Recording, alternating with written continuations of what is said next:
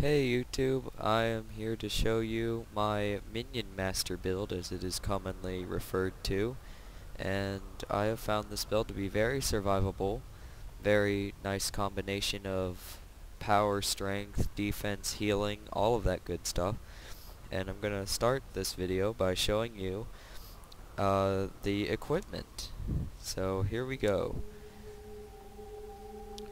In the equipment section, I have the Superior Rune of the Afflicted, and 5 of those, with the Superior Rune of the Crate, and have 2 of those, one on the boots and one on the aquatic armor there, which does count towards land and sea. The reason why I have these 2 is due to the condition damage, bleeding duration, and poison duration increases that I get from those, because on the Necro, condition damage is very key to any kind of build. Necro's damage comes from conditions. They do have the initial hit at first, as you can see here, by the initial hit and then the actual condition on top of that with the damage over time. But the bulk of the damage comes from condition. And the more condition stacks you have stacked on, the more damage it's going to do. And so the longer the duration, it's also going to increase the amount of damage, the more stacks of bleeding you're going to have on, and the more damage you're just going to have in general. So now moving on to my weapons, I am using Scepter Warhorn and then swap to Dagger. On both, I have a Superior Rune of Battle and a Rune of Hydromancy. With the Superior Rune of Battle thing, every time I swap weapons while in combat, I gain 3 stacks of might for 20 seconds, which is a long time. And when you swap, the second it's able to recharge, swap again, you gain 3 more stacks for now 6. And then the second it comes back, if you swap again, then you will be able to have 9 stacks of might. And if you just continue to do that, you'll have a constant 9 stacks of might, which will increase your damage and siphoning with your daggers and the minion skills, which I'm going to get to in another video on the minions themselves. For the amulet, I use Carry On because, like I said before, condition damage is key with any build, especially this one. And it also gives a bonus to power and health. You definitely want a bonus to power due to the traits that I'm going to be showing you in a few seconds, because power comes from the initial hit to give you just initial quick damage, and then the damage over time is going to be the bulk of the damage in this build. And added health helps give you this massive 27,000 health, which is larger than I've seen any class have, making the Necro already survivable just with its health.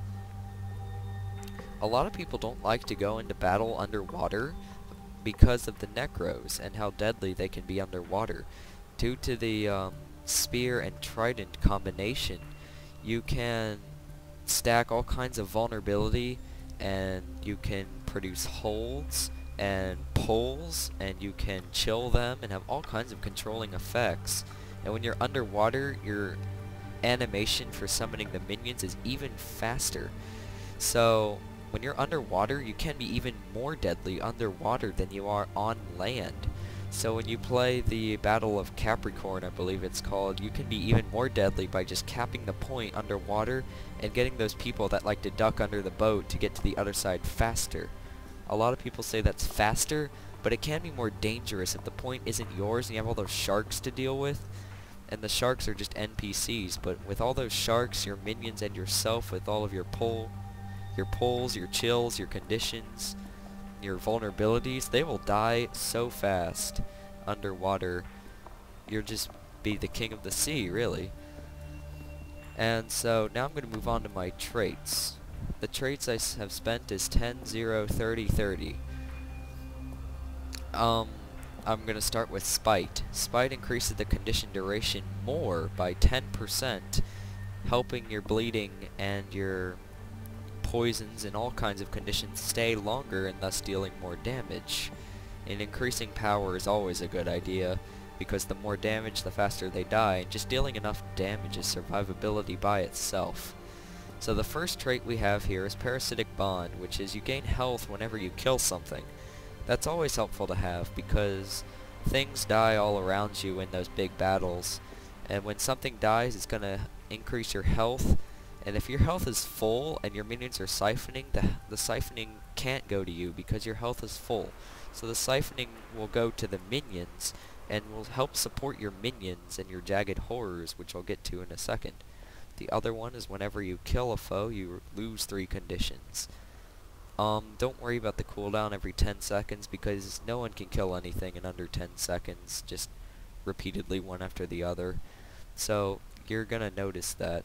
So in the larger battles, you're gonna be hard to keep conditions on you, and the more death around you, the more conditions you lose, and the more health you gain, and you'll be so survivable on the battlefield. You just can't really be killed very easily, unless just everyone decides to target you at once.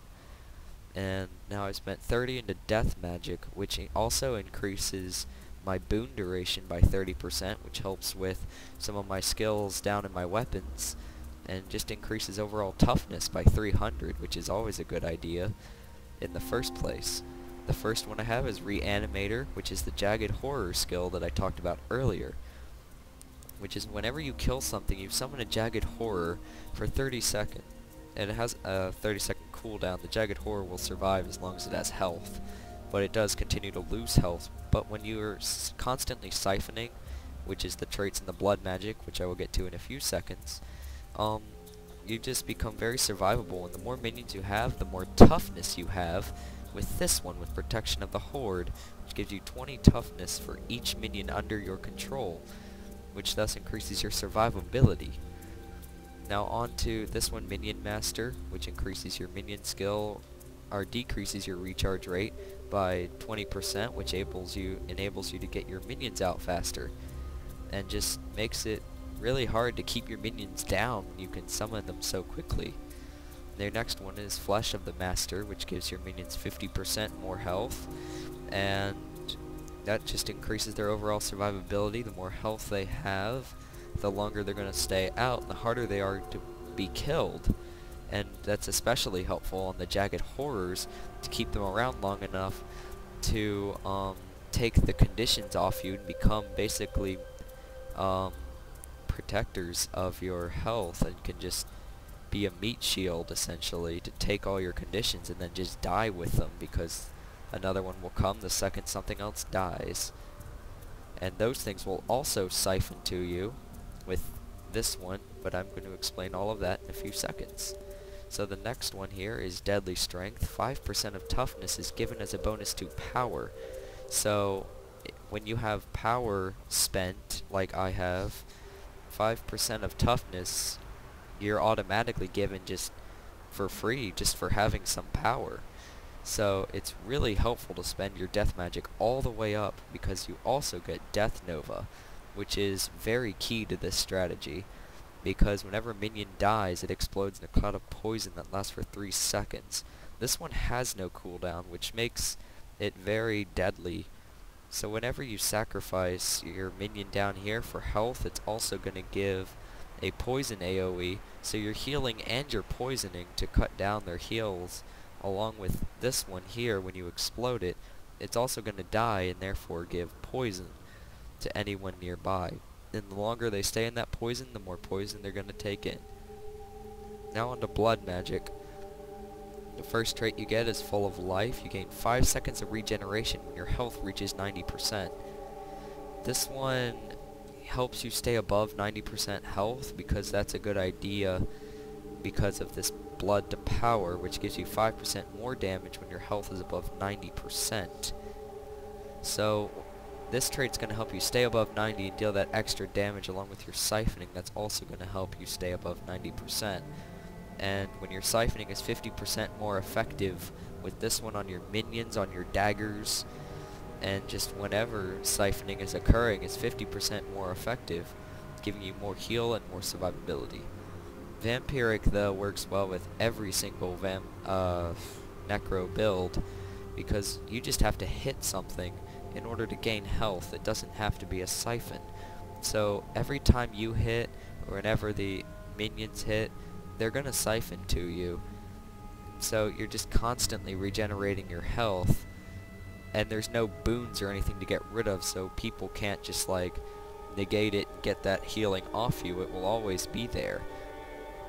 It's not an on and off thing. So the Vampiric Master's minions siphon health and transfer it to you. So this one is also very key because the minions, every time they're gonna hit due to this one, they're gonna heal you, and with all of the healing from yourself, from your minions, from your daggers, your healing is huge, and you make it very hard to be killed. Even in 1-on-1, 2 versus 2 and up, you become really survivable and very hard to kill. And then lastly, this trait, minions draw conditions, and each minion can draw one condition every 10 seconds. This one is the crowning jewel of this build, because in this build you don't have anything to get rid of conditions on you, whether in your Scepter and Warhorn or Dagger and Dagger. None of those get rid of anything, and your minions don't do anything about it. So all Minion Masters really need to have this, otherwise the whole strategy goes down the toilet because they won't be able to survive themselves. So if each one draws a condition every 10 seconds and you have 6 to 8 minions out at once with all of your jagged horrors, you can become extremely survivable. Your toughness goes up, your conditions stay off you and spread out through your minions because they're all drawing them, and the siphoning will just help cancel all of them out. So if you keep your health up, the siphoning will go to your minions, and the minions will be able to counteract all of those conditions, and you just become a self-supporting walking army with all of this. So that concludes this video. In the next video I'm going to talk about how my weapons work well with my traits, and then I'm going to have another video to explain my minions and show a little bit of combat. With my later videos I'm going to show actual PvP combat. So that's all I have for you guys. See you in a bit.